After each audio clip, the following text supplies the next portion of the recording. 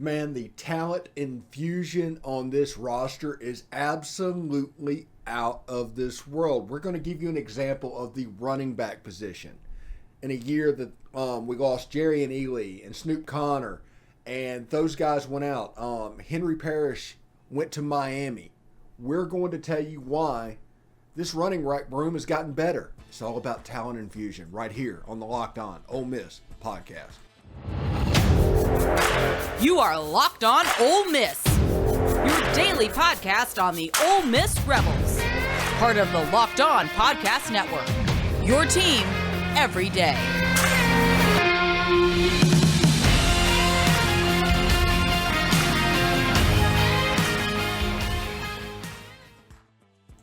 All right. Thanks for joining the show today. This is the Locked On Ole Miss podcast. I'm your host, Stephen Willis. You can follow me on Twitter down below at @TheStephenWillis. We talk about all kinds of stuff there. There's going to be some Ole Miss stuff. There's going to be some soccer stuff. If you don't like soccer, if you're offended by soccer, do not follow my timeline. That's just the way it is. It's the World Cup year. It's going to happen. Anyway, also, I'd like to thank you for making the Locked On Ole Miss podcast your first listen every day. We are free and available on all platforms, including YouTube. So do us a favor, subscribe to the YouTube channel. Hit the bell for notifications of new YouTube videos whenever they're posted, which happens quite a bit. And, of course, upvote the video itself. If we hit 2,000 subscribers before football season, it's a hard goal. It took us 5 months to get to 1,000. Now we're going to ask you to do it in 2. Yes. Why make a goal if it's going to be easy to hit? So let's hit that. If you've subscribed, thank you. Tell a friend. If you haven't subscribed, please do so. Also, tonight, about 7 Eastern, 6 Central, an interview with Luke Altmaier will appear on the site. We're going to put that up this afternoon. It will not be in this show. This will be completely new, separate content. We're getting it from Chris Gordy at Locked On SEC, and we just wanted to get it to you guys as well. So, let's talk a little bit about talent infusion. Now, I've said this over and over again. Last year we had 17 blue chip players. This year we're on path for 30 to 34, depending on the service. It's almost completely remade this roster. It is the most talented roster, I think, in Ole Miss football history.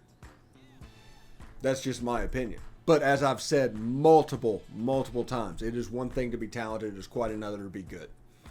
So the reason I say that is these guys are coming in from all over, almost like an all-star team, whenever they got here in the spring. And you have to gel, and you have to determine hierarchy and all of this stuff of team dynamic. That's absolutely a real thing. I don't think it's very important who the captain is. I do think it's important who the dominant voice is. Things like that. So they're putting all this together, and in the spring they're trying to learn. Jackson Dart is trying to pick up this very complicated offense, and it is complicated. And he's going to have to do what he has to do to get better in the fall. Luke Altmaier, the same thing, and that's just the way it is. I mean, it's not an overly hard concept to grasp. But as a team, this team has had a major talent infusion, from Jared Ivey to Isheem Young to Zach Evans to Jackson Dart to Michael Trigg. Those guys. I think I said Jared Ivey, Isheem Young, Troy Brown, Jordan Watkins, Ladarius Tennyson, who is kind of making a name for him at that hybrid linebacker position, the box safety.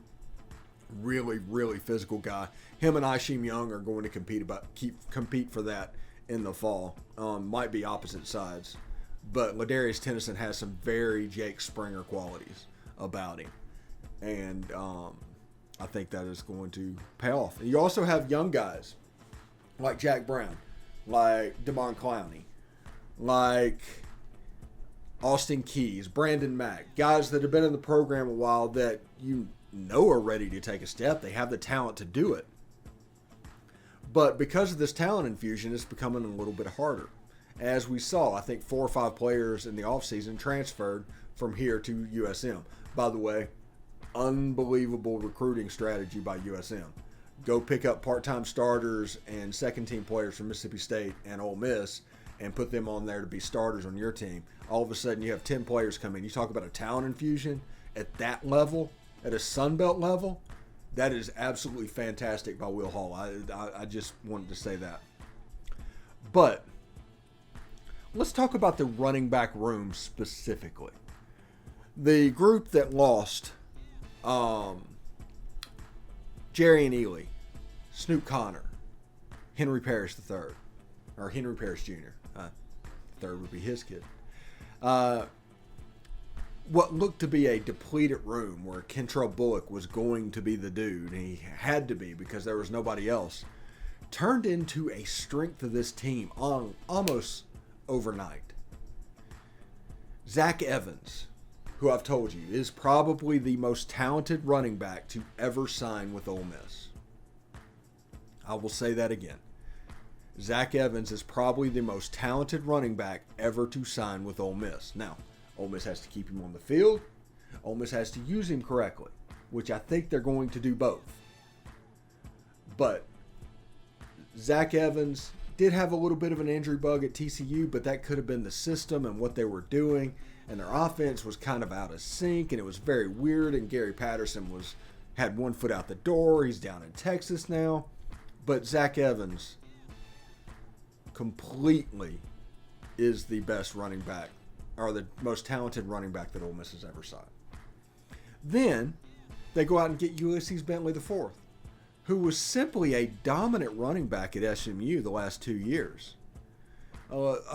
Almost a Jerry and Ely clone, honestly. Zach Evans is a little bit of both, Snoop Connor and Jerry and Ely, because he's just a special dude, an Adrian Peterson level talent at Ole Miss. Again, one thing to be talented, quite another to be good. Have to do what you have to do to get where you need to get. There's been many players. I think Nick Brazel, when he signed at Ole Miss, had all kinds of talent and all kinds of expectations. It did not pan out because choices were made. He didn't do what it needed to be done.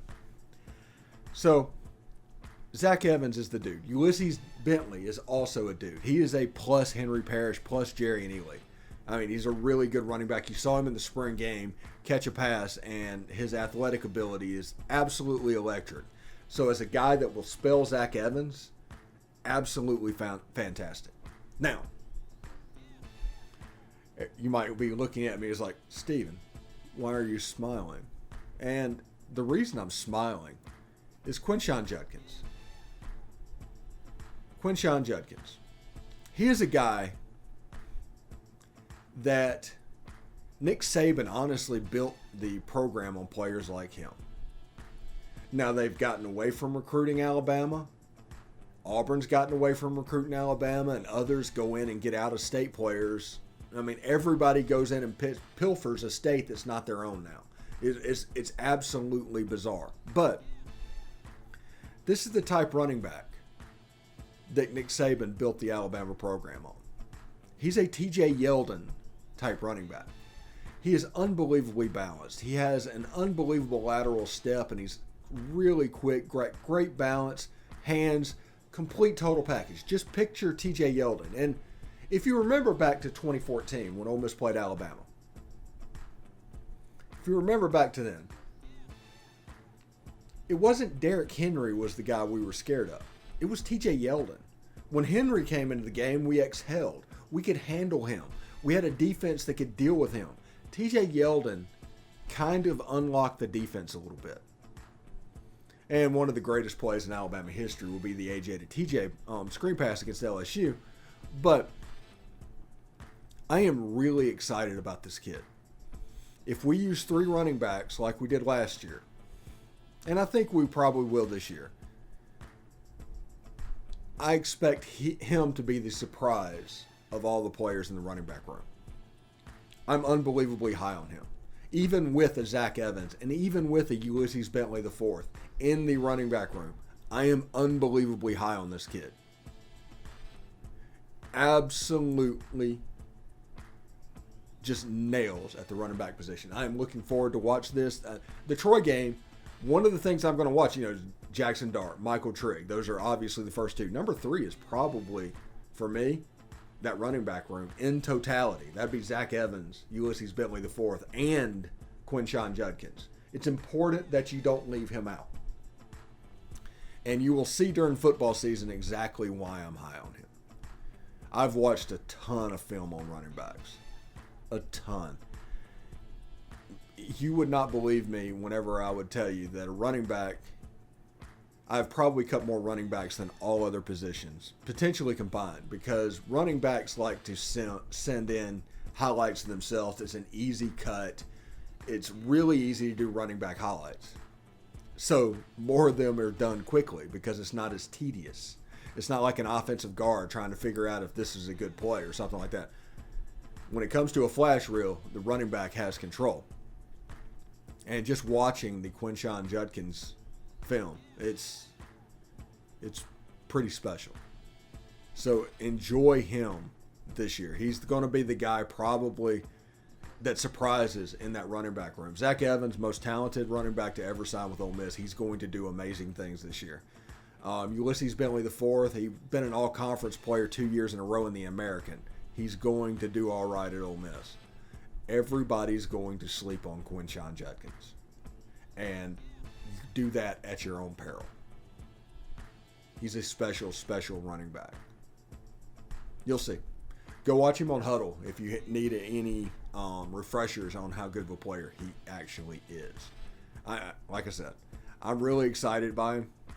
And I'm looking forward to what's going on in the future, especially with him. I want to see his development at Ole Miss. Anyway, this episode is brought to you by Rock Auto. With the ever-increasing numbers of makes and models, it is now impossible for your local chain auto parts store to stock all the parts you will need.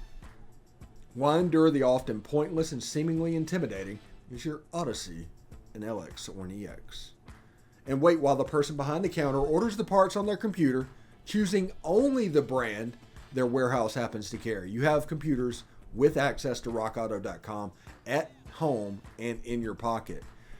Save time and money when using Rock Auto. It's a family business serving do-it-yourselfers for over 20 years. Rock Auto prices are reliably low for every customer. To have everything you can need, brake parts, tail lamps, motor oil, and even new carpet, we encourage you to go explore their easy-to-use website today and find the solution to your auto parts needs. Go to rockauto.com right now and see all the parts available for your car or truck. Write Locked On their How Did You Hear About Us box so they know we sent you. Amazing selection, reliably low prices, all the parts your car will ever need. rockauto.com. All right, thanks for making the Locked On Ole Miss podcast your first listen every day. We are free and available on all platforms, including iTunes. So do us a favor on iTunes. Rate and review us. Leave a 5-star review for us, and you can say whatever you want to say. Just lay into me about all of my flaws, which there are many. It's one of those things. See if you can pick them out, right? No, I'm just kidding. All of my flaws, you can put that in there. You can do that. Just leave a 5-star review. That'll help others whenever they search Ole Miss Podcast. The Locked On Ole Miss Podcast will come up. It's part of their algorithm, part of whatever they need to do. But that 5-star review is of crucial importance.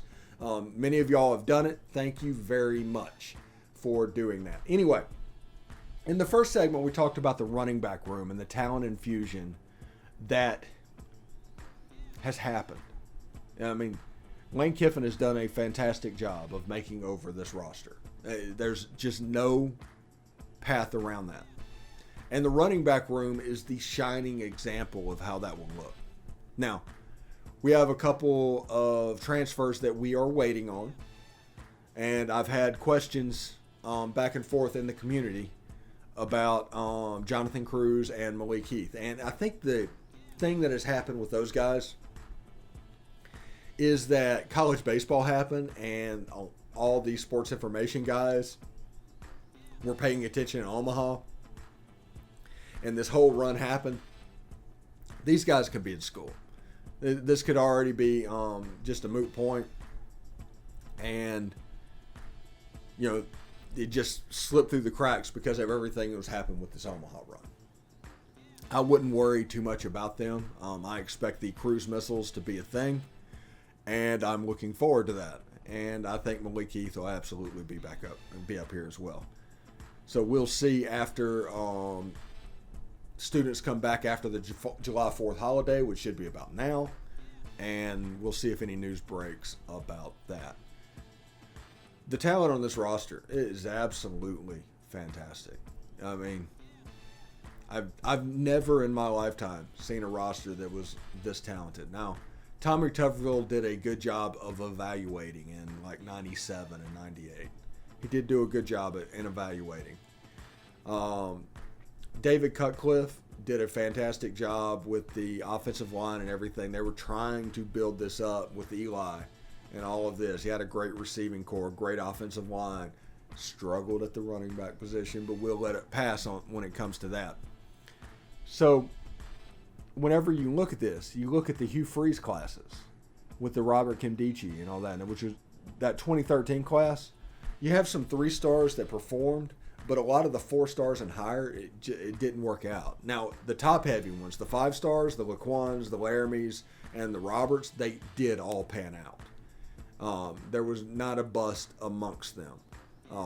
But the Kalo Moores and people like that, the class looked like better than it was. The 2016 class with A.J. Brown and D.K. Metcalf and those guys that came into school, after the probation hit, everybody kind of went their separate ways. One of the safeties that we signed in that class and redshirt ended up transferring to Iowa State and became a heck of a player. All-conference player. I mean, that could have been the class that transformed the talent all over, but half of that class disappeared. And, of course, you know Shea Patterson. Actually, Shea Patterson playing in an air raid system would have probably been the best-case scenario for him because, as we saw once he got in, he wasn't that great of a quarterback. It's like he has all the measurables, should be good. He talks a great game, just isn't there. There's no there, for instance. So, just one of those things. But I'm looking forward to this wide receiver room as well. I mean, you have the Michael Trigg and the slot receivers of like Jaylen Robinson and there's a whole bunch of people with similar sounding names. So if I get one wrong, Jordan Watkins,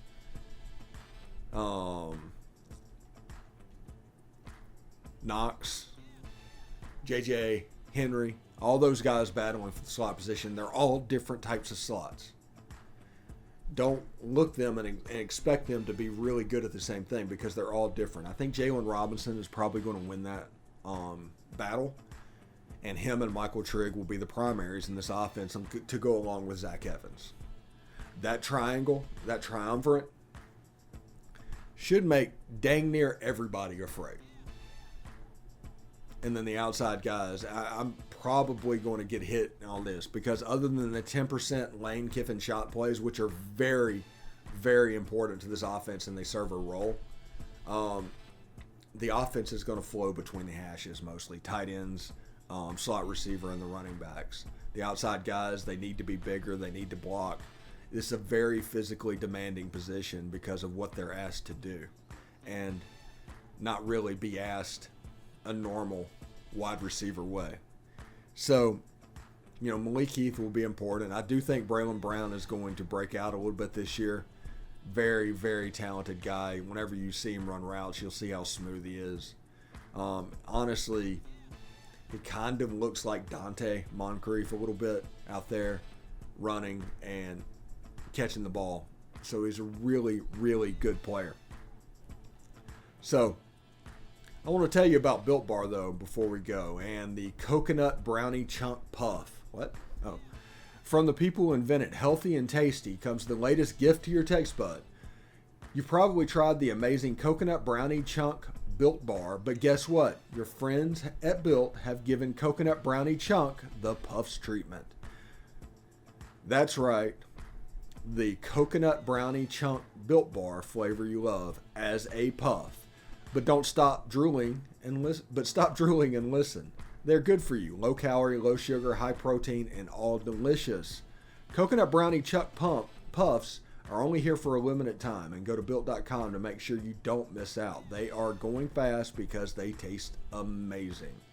All Built bars are made with collagen protein, which your body absorbs more efficiently and provides tons of health benefits. Eat something that tastes good and is good for you. The best part about Built Puffs is, of course, they taste amazing, but you can enjoy them guilt-free because they are actually good for you. They are the perfect treat, perfect for when you got a craving and need to satisfy your sweet tooth, or you need a quick, healthy snack. They are an excellent source of protein. So here is what I want you to do. Go to Built.com. Use promo code LOCKED15 to get 15% off your order. Use promo code LOCKED15 for 15% off at Built.com. All right, thanks for making the Locked On Ole Miss podcast your first listen every day. We are free and available on all platforms, including YouTube. Do us a favor, subscribe, hit the bell, and of course, upvote the video yourself. We would appreciate it. So, I talked all about the football program the first two, but the last segment, I do want to talk about college realignment. As you've seen from my videos, I'm very interested in the subject, and I think all people are because all of this affects Ole Miss. There's people that are talking about it's not going to affect Ole Miss. And if they're talking from the perspective that Ole Miss is not going to leave the SEC, yes, Ole Miss is not going anywhere. But all of this affects Ole Miss. Make no mistake. I'll put this in perspective. The big news from realignment today is the four corner schools, that would be Utah, Colorado, Arizona, and Arizona State, are talking to the Big 12. If they sign with the Big 12, how does that affect Ole Miss? Well, the way it affects Ole Miss is actually quite simple. If they move into the Big 12 and they accept that, there's a very, very good chance that Texas and Oklahoma is going to be able to leave early. Like 2023, next year. Which that'll affect road trips. That'll affect scheduling. All of this stuff around Ole Miss that you take for granted, all of it could change. If you have hotel plans to go to wherever, now this will allow you to change that up, get a refund. I do not know. But know this, that everything in this realignment case affects Ole Miss one way or another. It could be travel to a game. It could be future opponents. It could be the setup of the league itself. All of this affects Ole Miss. There's no way that you can say that this will not affect Ole Miss because you're coming at it from a very simplistic measure of like, will Ole Miss remain in the SEC? Yes, this obviously isn't going to affect Ole Miss. Yeah, but it's one of those things where you could be in a black and white movie and all of this, and they do it's like you make a remake in 2020 and everything looks completely different. It's in color and you're just in a position where everything has changed around you, but it's basically the same thing. That is what I'm talking about. There are some contextual things that is going to be a big influence on Ole Miss football, and that is the reason I am interested in this. Remember, Fox and ESPN being at war right now. That is what this is. Fox and ESPN being at war. That means that Ole Miss is going to be a little unstable for a little bit, even though they're in the SEC, even though nothing on that end is going to change. It could change all the extra stuff. The way the basketball season looks, the way the football season looks, the where you travel to games could be affected by this realignment. This is the reason you should pay attention. Don't just pay attention, quit not pay attention because, Ole Miss is going to be fine. No, it affects most everything. Two teams coming into the SEC, well, that's two more teams that could have a primetime ESPN game or a primetime SEC network game. That could mean more 11 o'clock games if you're not in the top tier.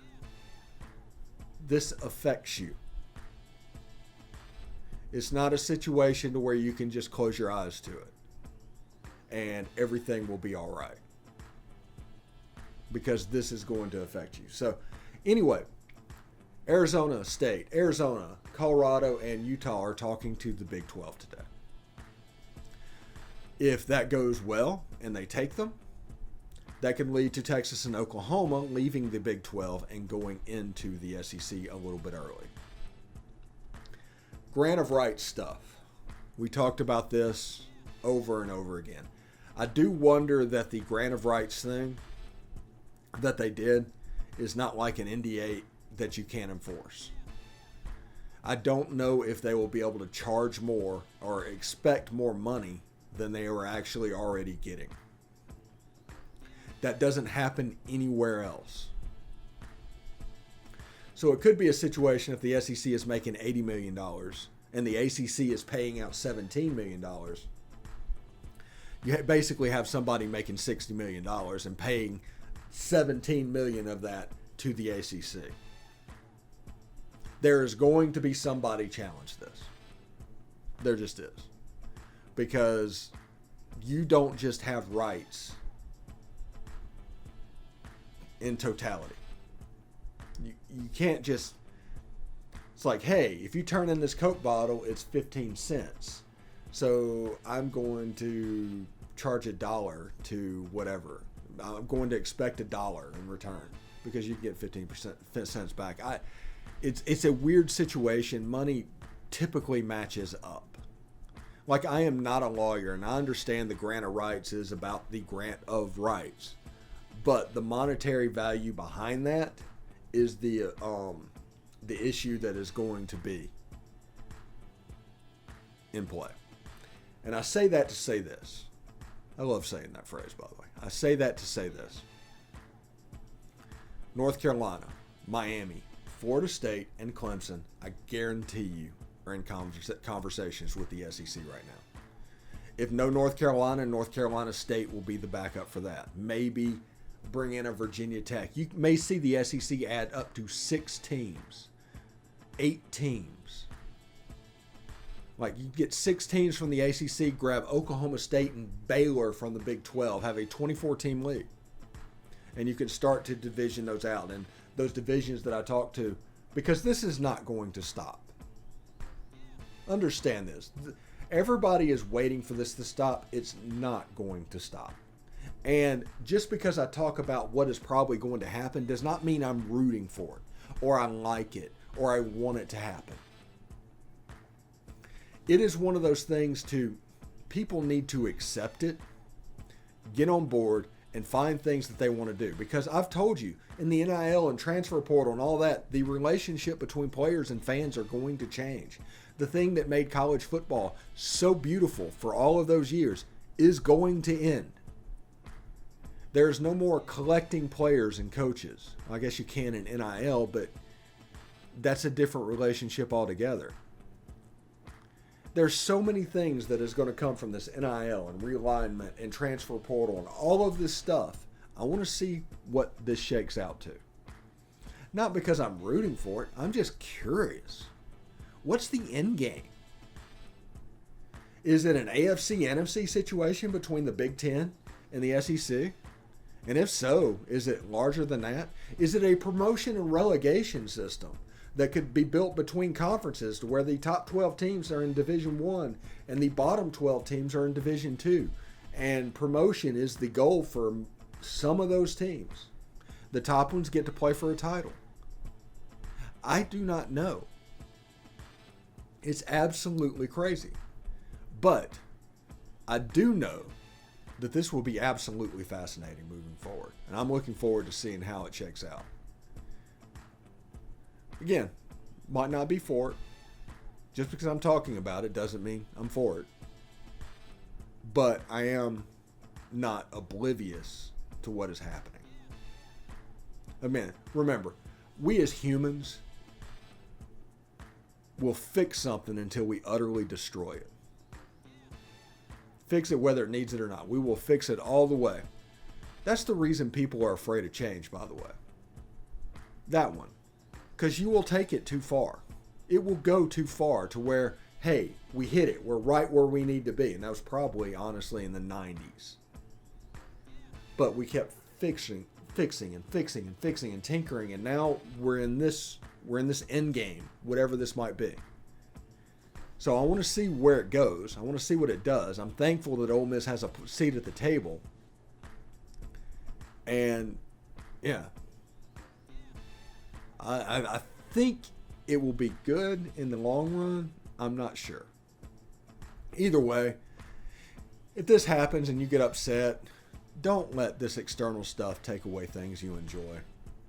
It's like people that quit watching the NFL after kneeling. That doesn't have anything to do with your enjoyment of the NFL. That was just a player exercising his rights. Do not put them on a pedestal. They're just dudes. They're just people as effed up as the rest of us. So take things less seriously. Use escapes for escapes. Use college sports for exactly what they should be for. Do not use them for anything else. That is my statement for the day. Anyway, get more on the SEC by making Locked On SEC your second listen every day. Host Chris Gordy and the local experts on Locked On, that's me, take you across the SEC in 30 minutes. Make Locked On SEC your second listen, Locked On SEC. Tonight, there's going to be an interview with Chris Gordy on our channel from the Manning Passing Academy from Luke Altmaier. We'll have Luke Altmaier on this channel, so we'll release that tonight. Should be a lot of fun. But until then, hope everybody has a good day. I'll see you tomorrow. Peace.